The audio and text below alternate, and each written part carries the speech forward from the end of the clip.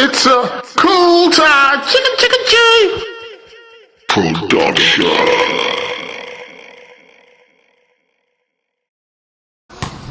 Yo, what's good? This is Chill Rob G. I'm so powerful. I'm chilling with my man Cool Tide Jigga G on Hip Hop Junky TV. Alright, y'all, on location in the beautiful city of Bayonne, New Jersey, we're hip-hop artist Lachy Osirus, and we are in the Dominican restaurant La Yo, please explain that and say it for me. El Cibao invita. Now, what does that mean? Basically, the country invites you. Alright, and I feel invited. So look, what are you eating right now? I'm eating tostones. For those that don't know what that means, that's cut up fried plantains with little garlic and pepper. Alright, and what I have here is white rice, red beans, and roast pork. That's right, I got pork on my fork and no radioactive fish on my dish. And when we return, we'll be back with the exclusive interview of Lachy Osirus, only on the Hip Hop Junky TV.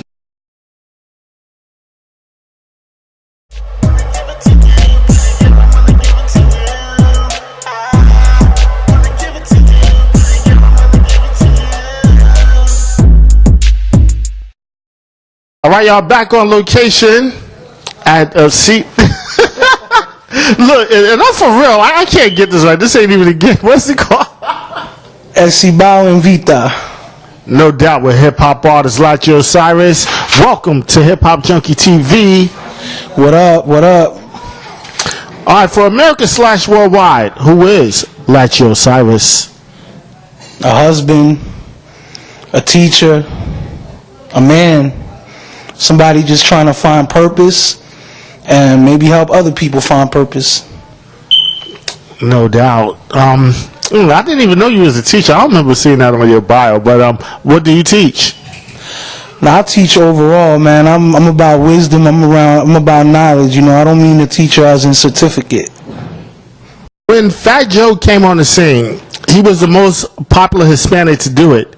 And then when Big Pun came in, Big Pun just completely kicked the door down and made a way for y'all. What does those two artists mean to you? I mean, they were the prototype, you know, like that Fat Joe album that came out before Pun's album. You know, when they came out there and they had that song Trizzy, you know, your man can't do it like Pun. Like, there was just chemistry. They were having fun, and it was like, you know, two Hispanics from the hood just having fun, and you know, a lot of us relate to that. All right, things weren't easy for you growing up, and you're not from Bayonne. Tell them where you are. We can talk a little bit about some of your hardships you went through, and the reason is, y'all, because we're going to talk about what made him into what he is today. Well, I'm originally from Lakewood, New Jersey. I was born in Queens, but since I was like real little, I lived in Lakewood, New Jersey. That's a town in South Jersey in Ocean County, and you know, it's real down there.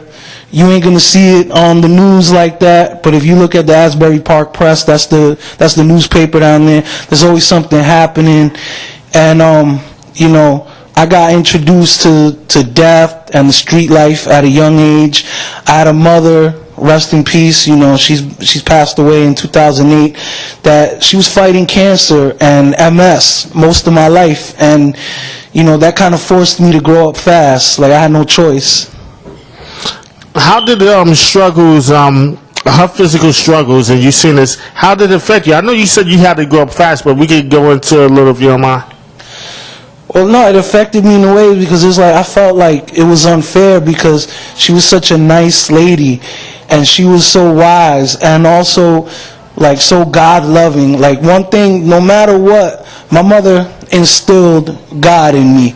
Even if for a long time I didn't rock with that, she always brought up God and talked about God. And I used to feel like, why a woman that loves the Lord so much, why the Lord letting her go through that? You know, I didn't understand back then, but you know, I understand now. But it definitely affected me. It made me angry sometimes, and it made me afraid because, you know, there were times when I was a little shorty that, oh, your mother might die. I was like, what am I going to do then if she died? Like, that's how I felt.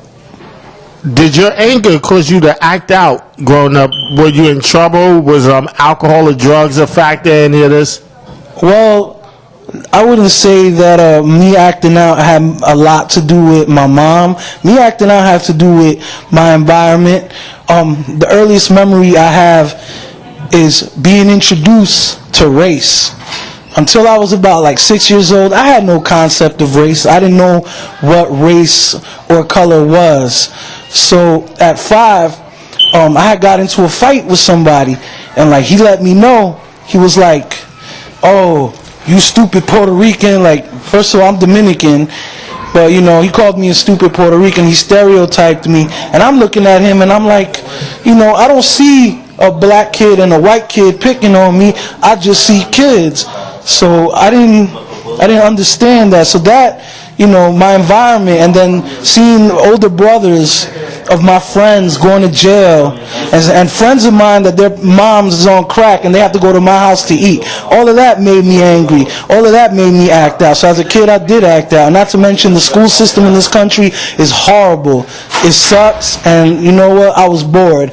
But because I was bored, they said I was hyper and that I needed Ritalin. And they try to put me on drugs. You know, they try to have me pop pills and everything. They didn't understand that, you know, I was on some next level since I was little. Wow. So what happened when it was time to take the drugs? We spit them out, swallow them, or puke them up? How that went?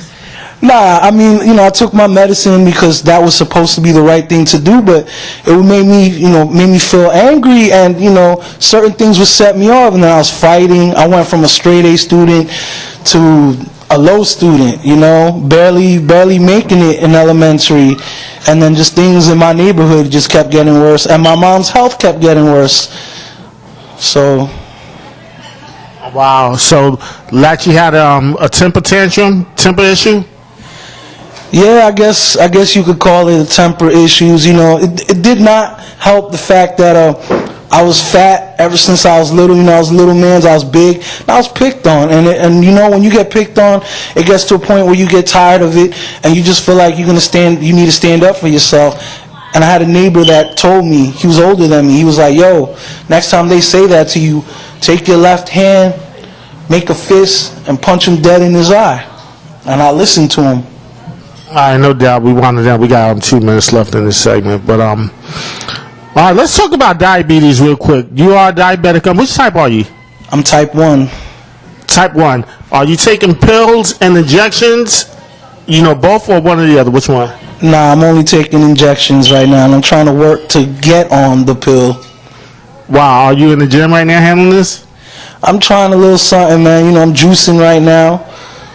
You know, I'm trying to just eat more vegetables, more fruit, you know, chill it with the starch, have a little more grain, eat leaner meats. You know, it's not easy. It's my addiction. A lot of people are addicted to drugs and alcohol, you know, not for nothing. Everybody that's dealing with obesity, they're addicted to food, and I'm not afraid to admit that. Yeah, no, you know what? It's a state of mind.